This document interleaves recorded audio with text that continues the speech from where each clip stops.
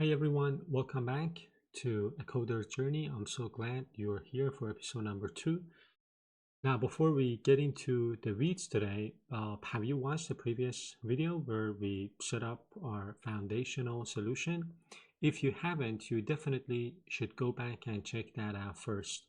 It'll make everything we're about to do in this episode make way more sense. So, and as always, if you want to follow along or just peek at the final result, the link to the complete solution file is right down in the description. Today, we're moving forward and we're gonna set up the first backend for frontend or BFF. We're gonna build this first BFF, a couple of endpoints, and I'm gonna show you how exactly it differs from the standard REST API. So let's dive in. Uh, so as I told you in episode number 1, BFF endpoints are screen-based. So to really get the BFF pattern, we need to compare BFF with traditional, API thinking.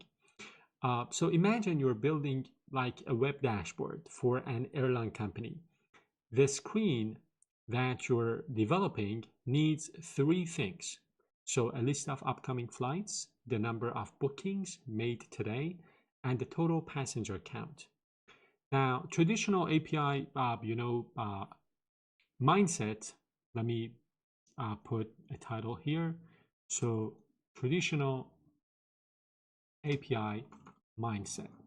So traditional API mindset tells you that, in this standard setup, you'd probably need, some resources. So I'm just going to, expose my resources. So basically, you would end up with get API flights, let's say get API bookings, and then get API passengers. So that's the traditional API mindset. Now the problem, the UI has to call multiple endpoints, filter the data itself, and suddenly the front end is smart and fragile. So that's a recipe for maintenance nightmare. The BFF mindset, however, so BFF mindset is gonna be screen based. So basically we ask, what does this screen need? We don't care about resources anymore. We care about the dashboard. So we create one endpoint like this, get, let's say BFF web dashboard. So this endpoint exists only for the web dashboard, right? So if the dashboard is deleted, the endpoint is deleted as well. It returns exactly what the UI renders, no more nor less. So this keeps the payload small and the UI logic incredibly simple. There are some anti-pattern as well. So I'm gonna, again, add a title here, anti-patterns in BFF or BFFs. Let's talk about these. So there are 3 big mistakes, I guess, that people frequently make when starting with BFFs. The first one is re-exposing domain entities. And you remember that in episode number 1, we created a couple of domain entities. So basically, re-exposing domain entities means that you will return a flight entity directly.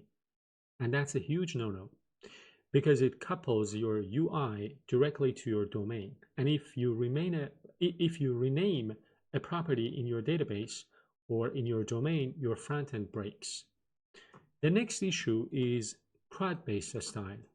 So let's call it CRUD style controllers.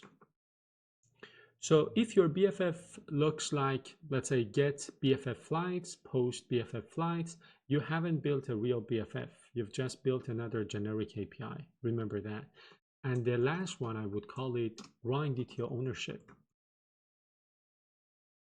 So let's talk about what wrong DTO ownership actually means. DTOs, right? Data transfer objects. So DTOs must be owned by the BFF, not the domain or application layers, and that's a crucial point. So think of BFF DTOs as disposable adapters, so you can remove them, right? They should be designed around how data is displayed on the glass, not how it's stored, in a table. Now, let's talk about, extending our application layer and what we have built so far with some queries. Always remember that BFF never talks directly to your domain. Instead, it kind of, orchestrates, if you will. It orchestrates calls to the application layer. So we're going to add some new capabilities to our application. First off, inside of my application layer, I'm going to add, let's say a code file to the contracts folder. And this is going to be a new interface. I'm going to call it, say, iPassenger read service. And then I'm going to add another one called iBooking statics service. So take a look at these two interfaces. So these interfaces, as I told you, define the capabilities of our system. Notice how they are very focused. iPassenger read service doesn't know about dashboards. It just knows how to count passengers.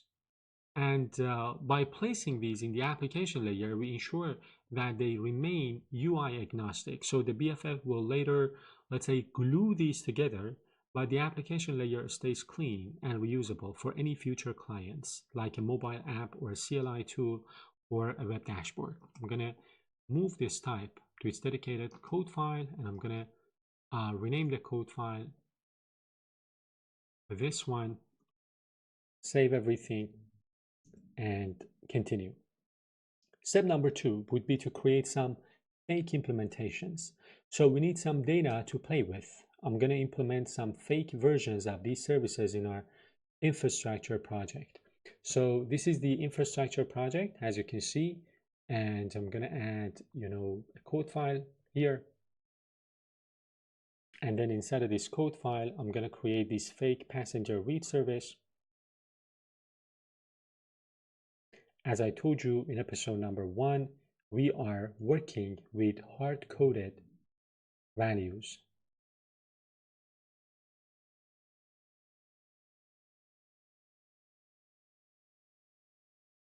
So fake booking static service, fake passenger read service. I'm going to import the namespace and take a look at these. These are our fake implementations, right? These are simple fake implementations that return hard-coded numbers like 128, 42. And in a real-world app, of course, these would be replaced by SQL queries or EF core calls and whatnot. Because we're using interfaces, the BFF won't care where the data comes from. It just calls the methods defined in the contracts. I'm going to move this to its own code file and rename this one. And now the implementations are implemented. Now, the next step would be to register these, right? We need to tell our ASP.NET Core how to link those interfaces to our fake implementations in the program.cs. So previously we had this, registration. I'm going to add another registration for this, for the iPassenger read service and iBooking statics service. Again, this is your standard DI registration. We're using @scoped, which means a new instance is created for every HTTP request. Again, this wires up the application contracts we defined in the previous steps with the infrastructure implementations so that the BFF can use them. Now, the most important part, the DTOs or data transfer objects and the ownership that I talked about. These DTOs live inside the Flight App BFF web project, specifically built for that web dashboard. So what I'm going to do here is to create a folder inside of my web project. I'm going to call this one DTOs.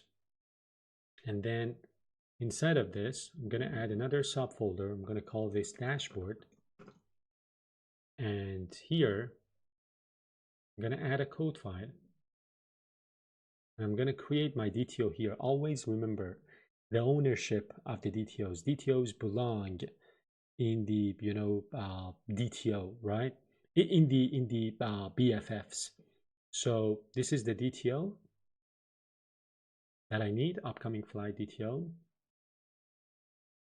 and the properties. And then the next one is a dashboard DTO.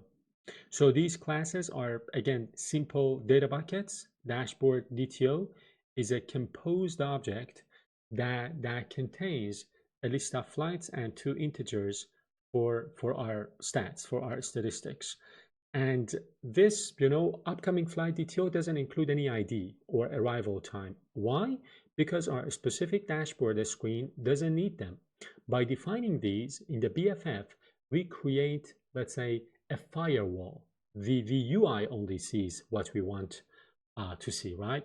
So let me again refactor things. I'm going to move this to its own separate file. And I'm going to rename this file.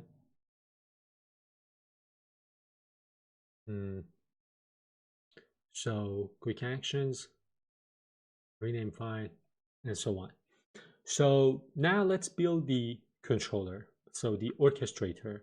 This controller maps to a screen, not a resource. Remember, we're building a BFF. We're not building like a simple traditional REST API. So basically what I need to do is to add a controller. I'm going to call this web dashboard controller. So web dashboard controller.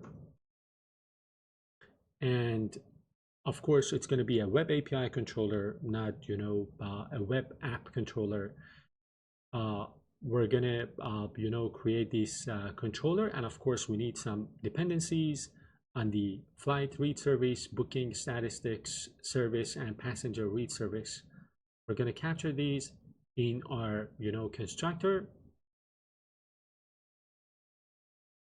And of course, we have registered these inside of my, DI, right, in the API project.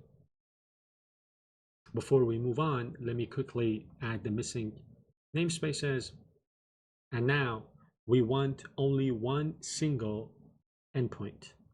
Remember, we just need one endpoint for the dashboard.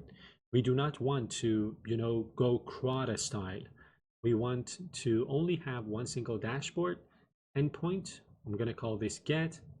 And the first part, we're going to, create or compute the upcoming flights using the, flight read service. The next step would be to, compute the booking count. And finally, the dashboard needs the passenger count. And we are going to create the response that the dashboard needs by using our upcoming flight DTO. We're going to populate the different fields of this DTO, and finally, we're going to return it. So let me quickly import the namespace and so on. So let's talk a little bit about this before we move on. So the constructor, as you can see, inside of the constructor, we are injecting three different services. This is the orchestration part, and then the get method that you see here, right? The get method is going to call these three services asynchronously.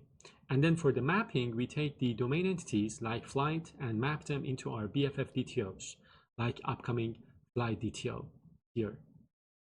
So this is the heart of the BFF pattern. It brings together data from across the system and shapes them into a single perfect response for the front end. The UI makes one call and the BFF does all the heavy lifting. Now, that was it for this episode. I'm going to wrap up what we talked about in this episode quickly. So in this episode, we said that the endpoints